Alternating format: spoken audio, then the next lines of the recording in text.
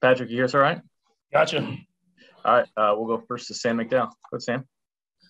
Hey, Patrick, what's up, man? Andy talked about, and it looked like based on the film from your first matchup, that Cincinnati really mixed up its coverages in the secondary, particularly with its safeties. It seems like you're a guy who prepares for anything anyway. So when a team does that, does that change much of your preparation for a game? It doesn't necessarily change it, but it's definitely it makes you have to focus on answers for every single play versus every single coverage. You try to do that every single week, but especially when you play teams that throw out a lot of different pitches, you want to be prepared, and you don't want to get into a play and not have an answer and have a negative play. You want to find a way to have a positive, even if that's a short gain, or just getting the ball to your hands, and that's what I'm going to try to do. Let's go next to Aaron Ladd. Go ahead, Aaron. Patrick, I'm curious, just very generally, what you think the biggest obstacle this team has overcome this year to get to this point? Yeah, I think it's just the battling through adversity whenever things aren't happening the way we wanted it to. We hadn't dealt with that in my career so far of struggling so early on in the season and having to find a way to have success other ways. And I thought guys did a great job of that. I'm staying with the process, seeing the long-term goal, but understanding it's to take getting better every single day. And I think that was something that we really focused on this year and we did a great job with. Let's go next to Vahe. Go ahead, Vahe. Hey, Patrick. Curious if before Sunday or even after Sunday, you were ever superstitious about the number 13 and how you might look at that now if it was different before. I never was too bad about that, about the number 13. I actually was the number 13 when I was a little younger. When my dad played on the Rangers, and then I was Alex Rodriguez fan, and then he went to the Yankees and had number 13. So I had 13 back then, now that you say it, but never had necessarily a lucky or unlucky number for me. Next to James Palmer. Go ahead, James.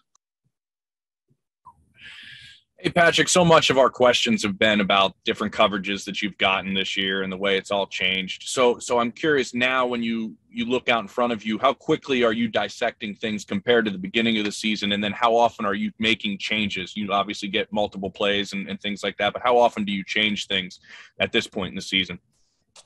I think it's a mixture of both. You have to diagnose stuff before the snap, and then you have to be able to adjust to it after the snap, and that pre and post snap adjustments. And I think it helps out to have guys like Tyreek and Travis that recognize coverages on the run and able to adjust their routes. But I think Coach Reed does a great job of having answers versus every single play for every single coverage. It's about me recognizing the coverage, getting the ball in my hand, and getting it to those guys at the right time. So we definitely have audibles and different things we change to before the snap. But at the same time, we like to be able to adjust on the fly and post snap as well. We'll take two more. We'll go to Matt McMullen first. Go ahead, Matt. Hey, Patrick, a quick off-the-field question for you. Your foundation's doing a pretty cool thing today. You're delivering more than 500 pizzas to area schools as a reward for kids for performing well in your Read for 15 program. How exciting is this for you to combine all the excitement in Kansas City about the game with a great thing in helping these kids out?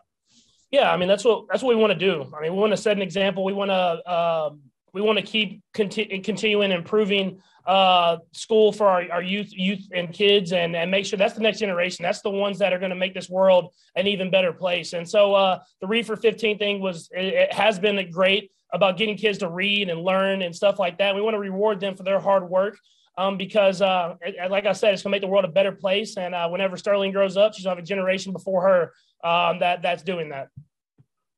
Go next to Pete Sweeney. Go, Pete. Patrick, it is sort of a partnership, I guess, related question, but this Whoop rating of your heart rate being calm before these big snaps has been making the rounds. I was just curious, if you're talking to like a young quarterback, what do you maybe say to him when you're going through these big time situations to kind of keep control of the huddle and yourself, really? Yeah, I mean, I think it all goes down to focus. It's about doing what you're expected to do every single play. You kind of have that little checklist of what you're looking for, what you need to recognize, and the answers that you have. And Coach Reed and Coach Bieniemy, Coach Kafka give me those answers before every single play. So I try to recognize the coverage, diagnose that, have answers, and then go and do my job. You can't put too much on yourself. You have to let these other guys make plays, and we have a lot of great guys around me. And so that's why I think that it kind of goes down, because I'm just going through my checklist and trying to focus in on what I need to do in order to have success. And luckily enough, it worked in our favor this last week. Patrick, we appreciate the time. Thanks for joining us. Thank you. All right, guys, we got Travis Kelce coming our way next.